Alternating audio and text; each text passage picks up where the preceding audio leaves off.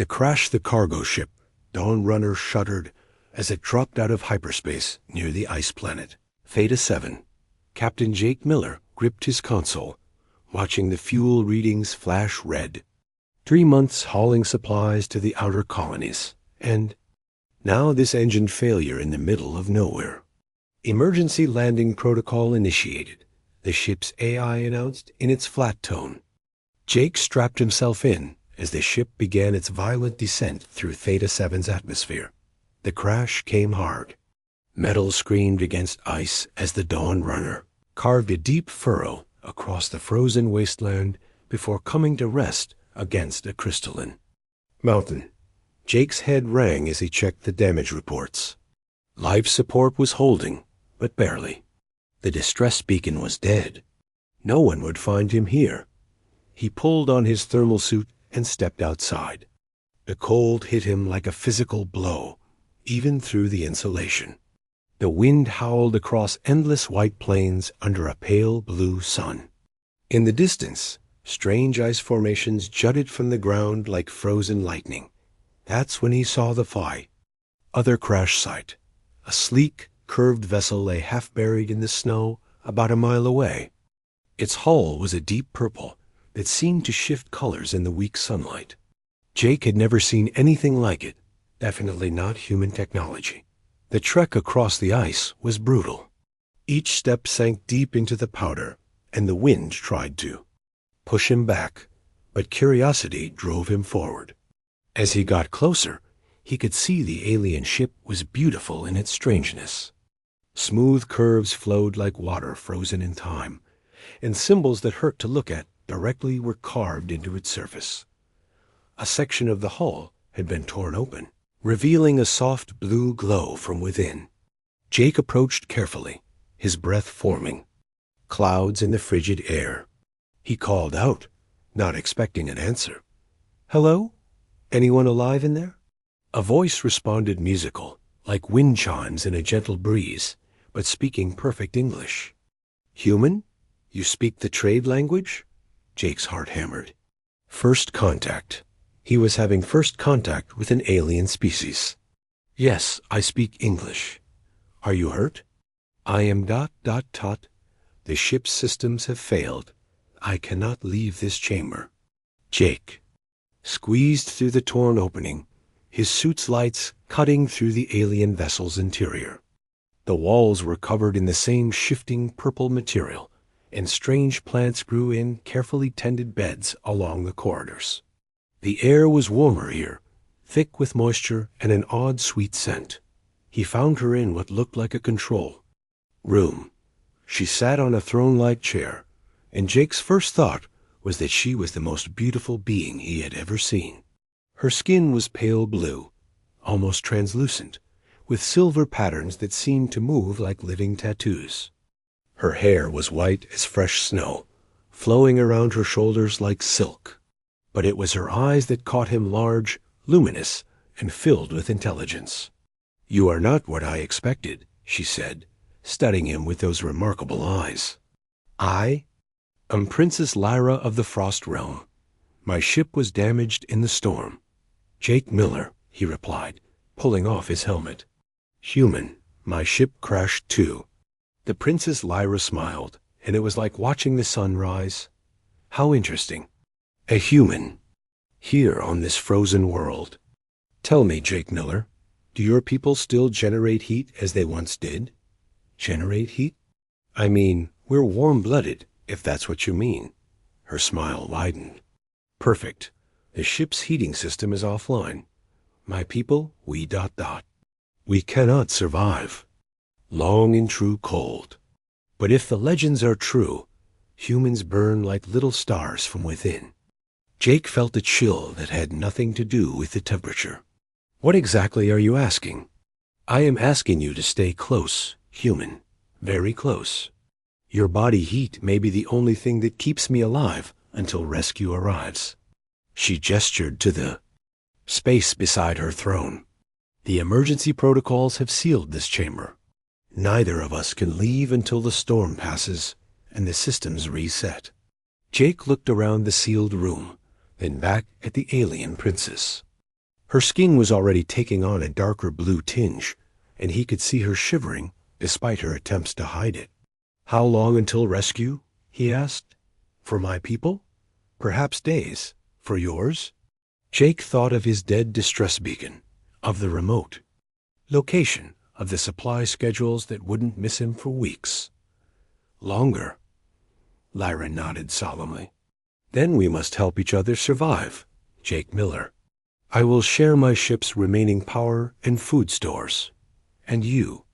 "I'll keep you warm," Jake finished. Understanding dawning on him, the princess smiled again, this time with something that might have been relief. "Indeed. Come, sit beside me. Let me tell you about my people, and perhaps you can tell me about yours. We have time." Outside, the storm began to howl. Understanding Jake settled beside the alien princess, the warmth from his body immediately noticeable in the small space. Lyra's shivering subsided as she moved closer, her pale blue skin gradually returning to its normal translucent hue. "Your people," she began, her voice like distant music. "They are much warmer than I expected. The old stories spoke of humans as living furnaces, but I thought it was merely legend." "We're not that hot," Jake replied, uncomfortable with the closeness, but understanding the necessity. "Normal body temperature is around 98 degrees Fahrenheit. What about your people?" Lyra's luminous eyes studied him with interest. "We are children of ice and starlight. Our bodies maintain temperature through our ships, our cities, our technology. Without them—" She gestured weakly at the darkened control panels around them. "We fade." As if to prove her point, the remaining lights in the chamber dimmed further. Jake felt Lyra press closer to him, and he realized she wasn't just cold, she was dying. "Tell me about your world," Jake said, trying to distract her from their situation. "The Frost Realm." Lyra's eyes brightened, and for a moment she seemed to forget her weakness. "Ah, Kithara, a world of crystal cities and frozen seas. We build our homes in the hearts of glaciers, powered by the planet's core. The aurora lights dance across our sky every night in colors you have no names for." She paused, her breathing shallow. "My father rules the northern reaches. I was returning from a diplomatic mission when the storm caught my ship. The interference here, it disrupts our navigation, our communications." "What kind of diplomatic mission?" Jake asked, genuinely curious. "Trade negotiations with the warm worlds," Lyra replied with a slight smile. "My people have resources, rare crystals, advanced cooling technology, star charts of the outer rim. But we need things we cannot make. Food that grows in heat. Medicines that require warm synthesis. And lately ... double quotes. She hesitated. "What?" "Protection. There are others in the galaxy who would see the Frost Realm conquered. The Burning Court has been expanding their territory, consuming ice worlds for their thermal energy. We seek allies among the warm-blooded races." Jake felt a chill of understanding. "That's why you know about humans. You are looking for us. Your reputation precedes you, Jake Miller. Humans are known throughout the galaxy as survivors, fighters, explorers. Some say you're too reckless, too quick to violence. But others whisper that humans never abandon their friends, never surrender when protecting those they care about." The lights dimmed further, and Jake felt Lyra's weight against him increase. Her skin was growing cold despite their proximity. "The power's failing faster than expected," she whispered. "I miscalculated." Jake looked around the chamber, noting how the strange plants along the walls were beginning to wilt. "What happens when it goes completely dark?" "The life support fails. The seals on the chamber open, but by then—" She didn't need to finish.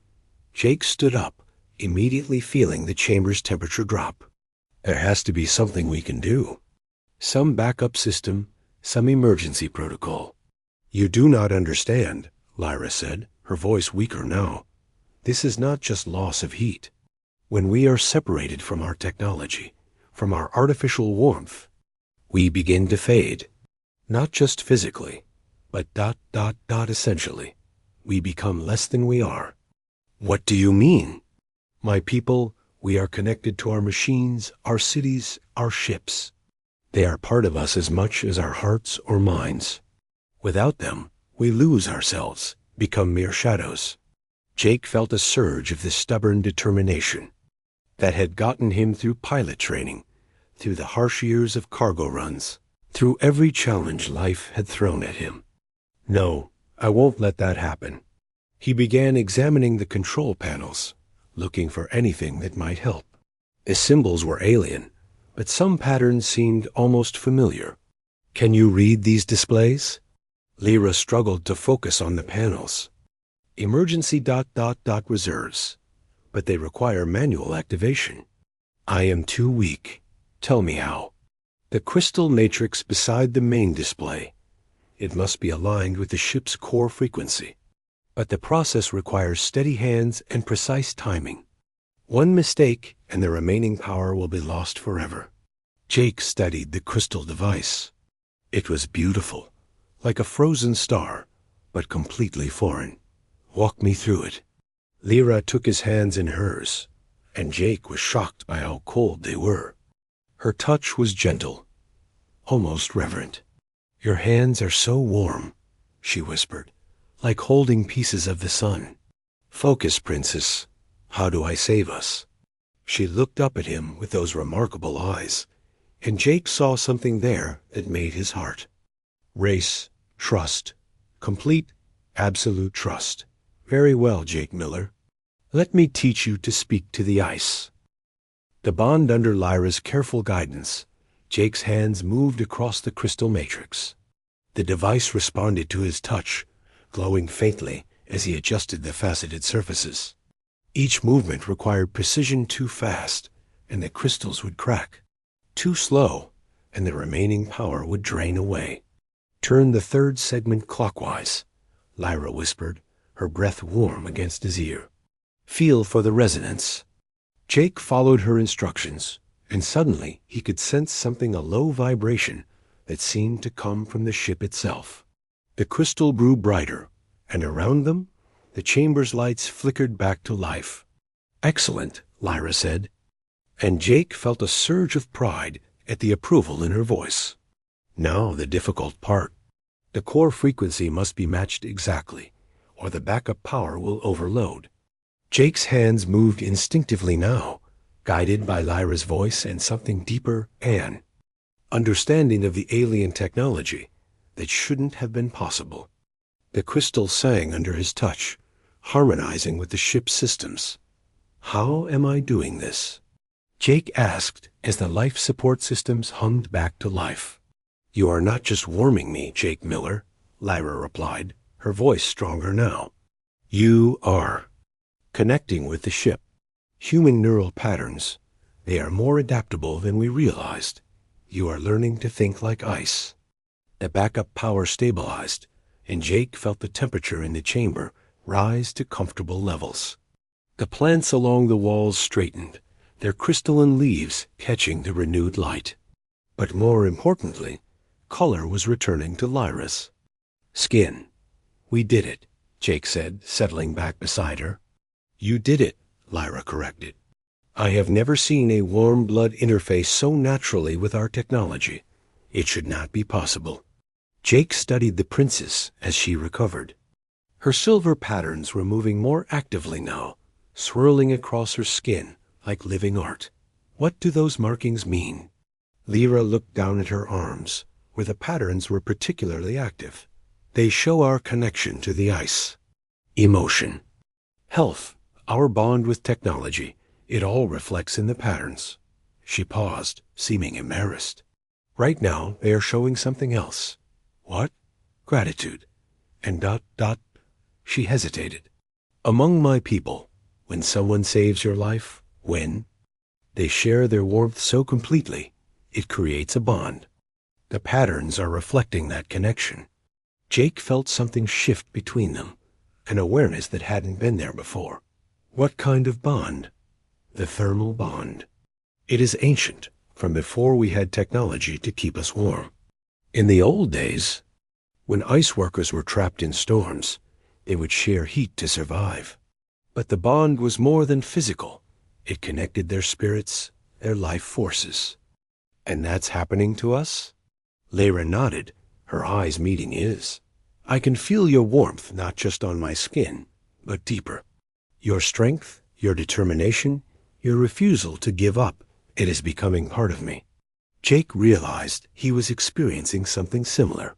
He felt more attuned to the ship's systems, more aware of the subtle changes in temperature and light. And when he looked at Lyra, he didn't just see an alien princess. He saw someone he would protect with his life. Is this permanent? He asked. I do not know. It has been generations since anyone formed a thermal bond. The stories say it fades when the crisis passes, but ... She touched his arm gently. Some bonds are said to last forever. Before Jake could respond, the ship's communication system crackled to life. A voice spoke in the musical language of Lyra's people, urgent and commanding. Lyra's eyes widened. It is my father's fleet. They have found us. Jake felt a moment of relief followed immediately by concern. That's good, right? For my survival, yes. But Jake ... Lyra's expression grew troubled. My father is old-fashioned. He believes in the ancient ways, the old fears. He will not understand what has happened between us. What do you mean? Humans are unknown to him. He knows only the stories, that your people are violent, unpredictable, dangerous. And if he discovers the thermal bond ... She shook her head. He will see it as contamination, as weakness. The communication system crackled again, closer now. Through the chamber's viewports, Jake could see lights approaching through the storm ships of ice and starlight, beautiful and terrible. What do we do? Jake asked. Lyra stood, her movements graceful despite her recent weakness. The silver patterns on her skin had changed, becoming more complex, more purposeful. We face them together. But Jake, you must understand, my father has the power to separate us, to send you back to your people, to forbid any contact between our races. And if he tries? Lyra's eyes blazed with determination. Then he will discover what I have learned about human stubbornness and what the thermal bond truly means. Outside, the rescue ships circled like predators, their lights cutting through the storm. Jake took Lyra's hand, feeling the warmth flow between them. Whatever happens, he said, we face it together. The princess smiled, fierce and beautiful. Together. Asterisk the test. The rescue ships landed with barely a whisper on the ice, their sleek forms materializing from the storm like ghosts. Jake watched through the viewport as figures emerged, tall, graceful beings in flowing robes that seemed to be made of crystallized starlight. Even from a distance, he could see they moved with the same ethereal beauty as Lyra. My father's honor guard, Lyra explained, her voice tight with tension. They will expect me to return immediately. The chamber's entry seal hissed open, and cold air rushed in. Jake felt Lyra shiver beside him, instinctively moving closer to share his warmth. The silver patterns on her skin shifted, becoming more subdued, more formal. The first figure to enter was clearly the leader, taller than the others, with patterns of gold instead of silver flowing across his pale blue skin. His eyes were the same luminous quality as Lyra's, but harder, more calculating. Princess Lyra, he said, his voice carrying the weight of authority. Your father fears you are lost. Commander Kale, Lyra replied, inclining her head formally. I am unharmed, thanks to this human's assistance. Kale's gaze shifted to Jake, and Jake felt like he was being evaluated by a glacier-cold, patient, and potentially deadly. Human, you will come with us for questioning. He saved my life, Lyra said quickly. Without his warmth, I would have faded, And now the crisis is over, Kale replied. The human will be returned to his people with our gratitude. Princess, your father waits. Jake felt something rebellious stir in his chest. He'd spent his life taking orders from cargo supervisors, port authorities, and customs officials. But this was different. This was about Lyra. I'm not going anywhere without her, Jake said calmly. The temperature in the chamber seemed to drop. Several degrees. Kale's patterns shifted to deep blue, and Jake sensed this was not a good sign. Human, Kale said, his voice like winter wind, you do not understand the situation. Princess Lyra is heir to the Frost Realm. You are cargo pilot. From a minor world. There is no connection between you that matters. Commander, Lyra's voice cut through the tension, you will show respect to Jake Miller. He is under my protection. Princess, your father specifically ordered— My father is not here, Lyra interrupted, standing with regal authority. I am. Jake felt a surge of admiration for her courage, but also growing concern. Through their bond, he could sense her fear not of physical danger, but of being separated from him. Very well, Kale said after a long moment. A human may accompany us to the flagship, but understand, Princess, your father will not be pleased. The journey to the main ship was surreal. Jake found himself in a transport that seemed to be made of living ice, moving through the storm as if it were merely a gentle breeze. Lyra sat beside him, her hand finding his beneath the flowing robe she now wore. Whatever happens, she whispered, remember that the bond we share is real. Do not let them convince you otherwise. The flagship was magnificent, a city-sized vessel that looked like it had been carved from a single massive glacier. As they boarded, Jake was struck by the beauty of Lyra's people. They moved like dancers, their patterns shifting in what he was beginning to recognize as a form of communication. The throne room was vast, with walls of transparent ice that showed the storm raging outside. At the center, on a throne that seemed to be made of crystallized starlight, sat the most imposing figure Jake had ever seen. Emperor Thane was massive by the standards of his people, with patterns of deep gold and silver that moved like living auroras across his skin. His eyes were ancient, holding the weight of millennia. My daughter, he said, his voice echoing through the chamber. You are safe, father, Lyra replied, bowing formally. I present Jake Miller, human pilot, who saved my life. The Emperor's gaze settled on Jake, and Jake felt like he was being examined by a force of nature. Human, you have our gratitude. Commander Kale will escort you to quarters suitable for your kind, and we will arrange transport to your people. Father, Lyra said carefully, Jake and I have formed a thermal bond. He cannot simply be dismissed. The silence that followed was deafening. Every figure in the throne room went perfectly still, their patterns freezing in expressions of shock. Impossible, the Emperor said finally. The thermal bond is sacred, Ancient. It cannot form between our kind and ... He gestured at Jake. This.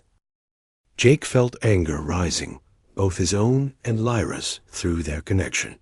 Your Majesty, he said, stepping forward, I don't know much about your customs, but I know what I feel. Lyra and I are connected, not just physically, but something deeper. Silence. The Emperor's voice boomed through the chamber. Guards, remove this creature. My daughter is clearly suffering from hypothermic delusions. Father, no. Lyra moved to Jake's side, her patterns blazing with defiance. I am not delusional. The bond is real. The Emperor stood, his massive form towering over them. And you will prove it. Proving the Emperor's challenge hung in the air like a physical presence. Around the throne room, the assembled courtiers whispered among themselves, their patterns shifting with excitement and concern. The proving of the bond, Emperor Thane announced, his voice carrying the weight of ancient law. If my daughter claims a thermal bond with this human, and let it be tested by the old ways. Jake felt Lyra's hand tighten in his, her patterns flickering with nervous energy. Father, the proving has not been used in centuries. It is dangerous. All bonds are dangerous, daughter. But true bonds endure all tests. The Emperor's eyes fixed on Jake. Human, do you understand what you claim? A thermal bond is not mere attraction or gratitude. It is a joining of life forces, a sharing of essence itself. I understand that I would die before I let anything happen to Lyra, Jake replied, surprised by the certainty in his own voice. A murmur ran through the assembled courtiers. The Emperor's patterns shifted to something that might have been approval. Very well. The proving will take place in the chamber of absolute cold. If the bond is true, the human's warmth will sustain my daughter even in conditions that would normally kill her instantly. If it is false, he left the threat unspoken. Commander Kale stepped forward. Your Majesty, if the human fails, Princess Lyra will die as well. Then she will have chosen her fate, the Emperor replied coldly, as is her right as heir to the Frost Realm. Jake felt a chill that had nothing to do with temperature. What exactly is this chamber of absolute cold? It is where we test the strength of our technology, our will, our bonds, Lyra explained, her voice steady despite the fear Jake could sense through their connection. The chamber can reach temperatures that would freeze the atmosphere itself. Nothing survives there without powerful protection. And do you think my body heat will be enough? If the bond is true, it will be more than body heat, Lyra said. It will be the sharing of life itself. Asterisk. The procession to the chamber was formal and solemn. Jake found himself dressed in ceremonial robes that seemed to be woven from crystallized air, following Lyra through corridors that grew progressively colder. The walls themselves were covered in patterns that hurt to look at, directly geometric designs that seemed to shift and change when observed. The chamber of absolute cold was a perfect sphere, its walls made of some material that seemed to absorb light. In the center were two seats, simple and elegant, facing each other. The rules are ancient, the Emperor announced as they entered. The human and my daughter will sit in the chamber as the temperature drops. If the bond is true, they will sustain each other. If false, they will fade together. How long? Jake asked. Until the chamber reaches absolute zero, Commander Kale replied. Or until one of you surrenders. Jake looked at Lyra, seeing his own determination reflected in her luminous eyes. We won't surrender. They took their seats as the chamber sealed around them. Jake immediately felt the temperature begin to drop, not gradually but in steady, measured decreases. His breath began to fog, then to crystallize. Jake, Lyra said softly, give me your hands. Their fingers intertwined, and Jake felt the now familiar warmth flowing between them. But this time, it was different, stronger, more purposeful. He could sense not just Lyra's physical presence, but something deeper.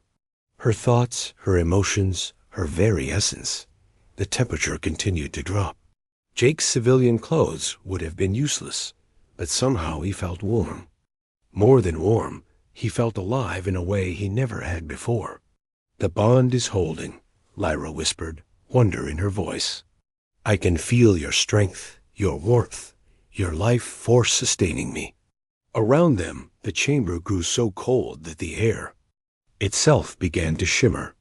Jake knew that by all rights, they should both be dead. But instead, he felt more alive than ever. Through their connection, he could sense Lyra's people watching, their patterns shifting with amazement. Tell me about your world, Lyra said, her voice clear despite the impossible cold. Jake found himself describing Earth, the warmth of summer days, the feeling of sand between his toes, the taste of coffee on a winter morning. As he spoke, he felt their bond growing stronger, more complex. He was sharing not just his heat, but his memories, his experiences, his very humanity. And tell me about yours, he replied, Lyra spoke of crystal cities and aurora storms, of art made from frozen light and music that could shatter ice. Jake felt her world becoming part of him, her culture and memories adding to his own understanding. Chambers' temperature gauge read impossible numbers temperatures that should have killed them instantly. But they sat in their pocket of shared warmth, talking and laughing, completely unaware of the danger. Outside, Emperor Thane watched with growing amazement. His daughter was not just surviving, she was thriving.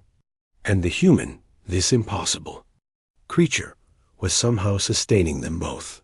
Enough, the Emperor commanded finally. The bond is proven. The chamber began to warm, and Jake felt a moment of sadness. He had grown to love that perfect connection, that complete sharing of self. You have passed the proving, the Emperor announced as they emerged. The thermal bond is recognized. Jake looked at Lyra, seeing his own joy reflected in her eyes. They had done it. They had proven their connection was real. But, the Emperor continued, now you must face the greater challenge. What will you do with this bond? How will you bridge the gap between our peoples? Jake smiled, feeling the warmth of possibility flowing through their connection. Together, he said. We'll figure it out together. The Emperor's patterns shifted to something that might have been a smile. Indeed, together. The end.